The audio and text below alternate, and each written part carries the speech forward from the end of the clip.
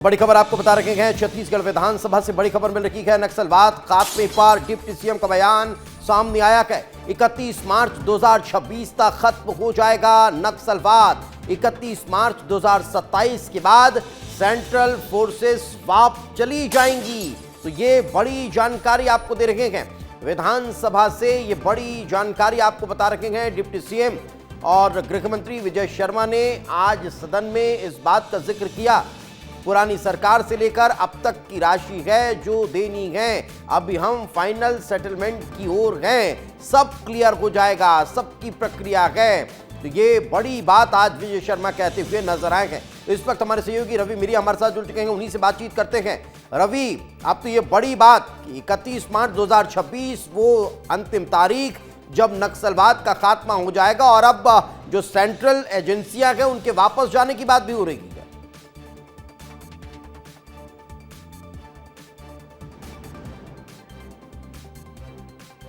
लगता है रवि आपकी आवाज नहीं मिल पा रही है, वापस लौटेंगे, लेकिन बड़ी जानकारी इस वक्त आपको दे देते हैं। गृह मंत्री विजय शर्मा ने बड़ी बात का जिक्र किया कि और कहा है कि 2026 31 मार्च यानी इसी महीने के अंत तक नक्सलवाद का खात्मा होगा और 31 मार्च 2027 यानी एक साल के अंदर जो सेंट्रल फोर्स हैं वे भी चली जाएंगी। यानी बस्तर जो है वो अपूर्ण रूप से छत्तीसगढ़ और देश के अन्य राज्य जो हैं वो पूर्ण रूप से नक्सल मुक्त हो जाएंगे। कहीं कोई नक्सल विरोधी गतिविधियां नहीं होंगी। ये बड़ी जानकारी इस वक्त सदन से निकलकर सामने आई है।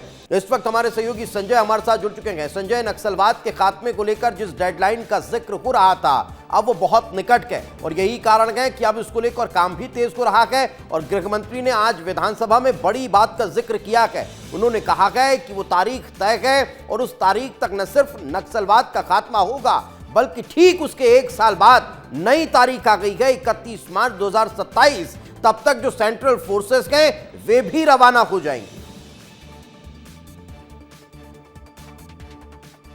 देखिए, क्योंकि बस्तर देश में नक्सलवाद का केंद्र था, यही वजह है कि सिर्फ बस्तर में ही लगभग 60,000 पैरामिलिट्री फोर्सेस जो हैं वो तैनात की गई थी। सीआरपीएफ, सीआईएसएफ, आईटीबीपी जैसी, बीएसएफ जैसी अलग अलग फोर्सेस जो हैं वो देश के अलग अलग कोनों से बस्तर बुलाई गई थी सिर्फ नक्सलवाद के उन्मूलन के लिए।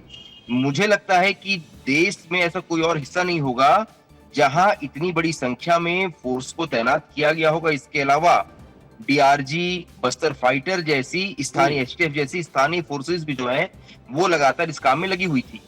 अब ये जो बड़ी संख्या में फोर्स बस्तर में तैनात थी, क्योंकि 31 मार्च 2026 वो डेडलाइन है जब नक्सलवाद का खात्मा तय माना जा रहा है और उसके बाद इस फोर्स का क्या होगा ये सवाल सबके मन में था। सभी ये सवाल पूछ रहे थे कि क्या ये फोर्स यहीं रहेगी या इस फोर्स को वापस भेज दिया जाएगा। तो एक बहुत बड़ा और महत्वपूर्ण बात जो है आज विजय शर्मा ने कही है। उन्होंने कहा है कि इसके ठीक एक साल बाद फोर्सेस यहाँ से चले जाएगी। हालांकि देखिए, हो सकता है कि कल इस बात पे जो है बहस भी हो, आगे विवाद भी हो, क्योंकि अभी भी बस्तर जो है वो काफी अस्थिर है। बस्तर से जैसे ही नक्सलवाद खत्म हुआ, यहाँ अलग अलग तरह की कई चुनौतियां जो है उसका सामना फिलहाल प्रशासन को करना पड़ रहा है। ऐसे में जो बहुत ज्यादा अंदरूनी इलाके हैं, क्योंकि देखिए आज भी अबूझमाड़ के, आज की मैं बात बता रहा हूँ, आज की जो तारीख है, बोदेल में एक कैंप खोला गया फोर्स द्वारा। ये अबूझमाड़ का बहुत अंदरूनी इलाका है। लगातार अबूझमाड़ में इस साल ही लगभग 12 कैंप खोले गए हैं फोर्स के द्वारा। सुकमा और बीजापुर के कई हिस्सों में अभी कैंप खोले ही जा रहे हैं। ऐसे में जब इन इलाकों में अभी फोर्स पहली बार अपनी एक्सेस पहुंचा पा रही है और जब फोर्स वहां पहुंच रही है तो उनके पीछे प्रशासन भी पहुंच रहा है। ऐसे में क्या फोर्सेस को हटाना कुछ जल्दबाजी होगी यहाँ से या फिर फोर्स को हटाना जरूरी है, क्योंकि सरकार को अब ये लगता है कि जो यहाँ की जनता जो है वो हमसे सीधे तौर पे जुड़ गई है। और बिल्कुल एक बड़ी बात मैं लौट रहा हूं संजय। रवि हमारे साथ जुड़े हुए हैं। रवि, एक और चीज समझना चाहेंगे, क्या फोर्स को हटाने के पीछे की एक बड़ी वजह यह भी है कि जो आम लोग बस्तर वासी हैं उनका डायरेक्ट कनेक्ट जो है वो सरकार से हो?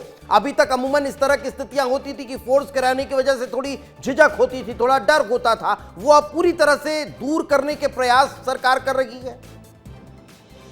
दीपेश, देखिए इसके पीछे कई बड़े बड़े कारण हैं और इन सभी कारणों पर चर्चा की जानी चाहिए। लेकिन अभी जो बात सामने आई है, विधानसभा के अंदर विजय शर्मा जवाब दे रहे थे, उन्होंने इस दौरान ये कहा है कि मार्च 2026 तक छत्तीसगढ़ से नक्सलवाद खत्म हो जाएगा और मार्च 2027 तक छत्तीसगढ़ के जंगलों से सारे सीआरपीएफ के जवान, जो सेंट्रल टीम के जो जवान हैं, वो सभी के सभी जवान छत्तीसगढ़ से चले जाएंगे वापस। तो ये खबर इसलिए बड़ी है क्योंकि देश भर के जो जवान हैं वो छत्तीसगढ़ में तैनात है। कोई असम से है, कोई यूपी से है, कोई बिहार से है, कोई दिल्ली से है, कोई मुंबई से है। अलग अलग राज्यों से जो जवान है वो छत्तीसगढ़ में तैनात है। तो उनके परिवार वालों के लिए बहुत बड़ी राहत की खबर है। हर कोई सोचता है कि बस्तर में तैनात है तो जान जा सकती है, तो ऐसे में उनकी वापसी की जो खबर आई है तो उनके लिए बहुत बड़ी खबर है। और दूसरी सबसे बड़ी बात, इसके पीछे एक जो सबसे बड़ी वजह अभी विधानसभा के अंदर चर्चा में सामने आई है कि जो अर्धसैनिक बल है उनके लिए बहुत पैसा खर्चा होता है छत्तीसगढ़ में। तो इस पैसे को लेकर चर्चा शुरू हुई थी।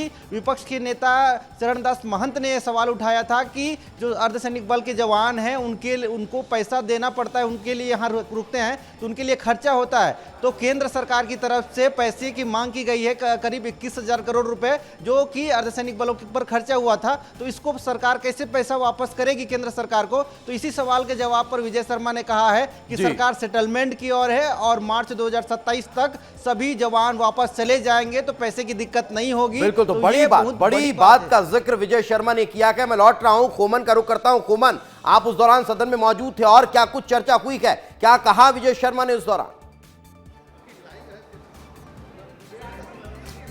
देखिए दीपेश, जिस तरीके से विभागीय अनुदान मांगों पर चर्चा हो रही थी, इस दौरान जो नेता प्रतिपक्ष है डॉक्टर चरणदास महंत ने कहा कि गृह मंत्री जी, मैं इस सवाल का जवाब चाहता हूं। और उन्होंने कहा कि केंद्रीय गृह मंत्रालय से राज्य सरकार को पत्र आया और पत्र के माध्यम से पैसा मांगा गया कि जो अर्धसैनिक बल तैनाती की गई है उसका पैसा किस तरीके से देंगे।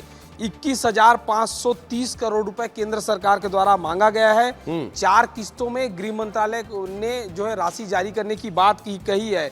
इसी के जवाब में गृह मंत्री विजय शर्मा ने कहा है कि जो 31 मार्च को सशस्त्र नक्सलवाद है वो समाप्त हो जाएगा और 31 मार्च 2027 तक जो अर्धसैनिक बल है वो वापस चले जाएंगे। इस तरीके की चर्चा जो है केंद्रीय गृह मंत्रालय से हुई है। तो बड़ी खबर है छत्तीसगढ़ के लिए इस लिहाज से भी क्योंकि लगातार छत्तीसगढ़ में नक्सलवाद खत्म की कहानी लिखी जा रही है और कुछ दिन ही बचे हैं दीपेश जब ये तमाम चर्चाएं जो चल रही, चूंकि सदन में आज काफी गर्माहट देखने को मिली, चाहे पूर्व मुख्यमंत्री की बात करूं या डॉक्टर चरणदास महंत की बात करूं या कांग्रेस के तमाम बस्तर के जो विधायक हैं, वो गृह मंत्री को लगातार इस बात का जिक्र कर रहे थे कि नक्सलवाद समाप्त हो रहा है तो वहां के बस्तर का क्या हुआ था। इसी दौरान जो है बड़ी घोषणा, बड़ी जानकारी कहीं ना कहीं गृह मंत्री ने दी। जी बिल्कुल, ये बड़ी बात कर रखेंगे। मैं लौट रहा हूं, एक बार फिर से मैं संजय का रुख करूंगा। संजय, एक और चीज मैं ये भी समझना चाहता हूं कि जो सेंट्रल फोर्सेस हैं उनकी किस तरह की डिप्लॉयमेंट जो है वो है, और अब अगर उसे हटा दिया जाएगा एकाएक तो क्या उसका कहीं कोई असर देखने को मिलेगा,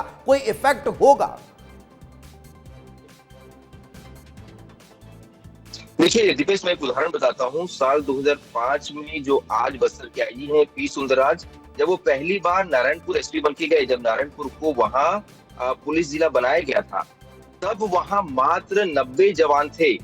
इसके बाद लगातार फोर्स द्वारा जो है वहां उनकी डेवलपमेंट की गई। आज लगभग नारायणपुर जिले में ही अगर जवानों की संख्या की बात की जाए तो लगभग 10,000 जवान उस जिले में तैनात हैं और जिसके चलते आज नक्सलवाद जो है उस इलाके से खत्म हुआ है। यही वजह है कि एक ऐसा इलाका जहां अभी भी हर दिन नए कैंप खुल रहे हैं, फोर्स एक नए इलाके में जाती है जहां अब तक फोर्स की या सरकार की पहुंच नहीं थी। ऐसे में अभी जब वहां उन इलाकों में पहली बार फोर्स पहुंच रही है, जब वहां पहुंच रही है तो वहां पहुंचने के बाद उन्हें नक्सलियों से जुड़ी कई अलग अलग जानकारियां जो है मिल रही हैं। हालांकि इसके पीछे एक बड़ा और उसका फायदा भी हो रहा है कि उन जानकारियों को जुटाकर नक्सलवाद को खत्म करने की दिशा में कदम भी बढ़ाए जा रहे हैं। फिलहाल आप तीनों का बहुत बहुत शुक्रिया मेरे साथ चर्चा में जुड़ने के लिए और इस महत्वपूर्ण विषय पर चर्चा करके जो जानकारी है वो दर्शकों तक पहुंचाने के लिए बहुत बहुत धन्यवाद।